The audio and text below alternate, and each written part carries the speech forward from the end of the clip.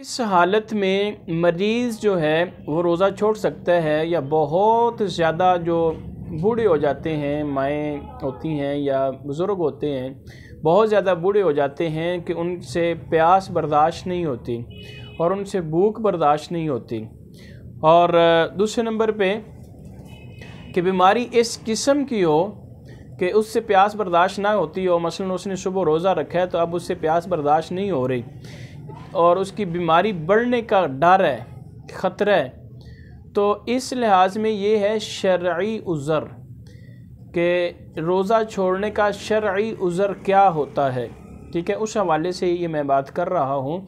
उस हवाले से मेरी ये 3-4 वीडियोस आएंगी, तो आप एक के बाद दूसरी आ जाएगी, उसके बाद आप देखते रहिएगा।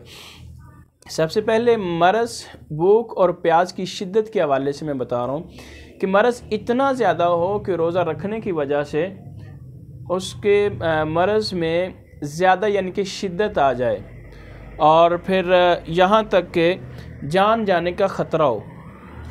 और दूसरे नंबर पे बूढ़ा इतना ज़्यादा हो जाए, कमज़ोर लागर इतना ज़्यादा हो जाए कि वो रोज़ा रखे तो उसको जान का ख़तरा है कि उसकी जान चली जाएगी। तो इस लिहाज से डॉक्टर की राय ही बेहतर रहेगी कि ये किस काबिल है इंसान। तो इसके बाद फिर वो अगर रोज़ा नहीं रख सकता तो वो अपना फ़िदिया देगा।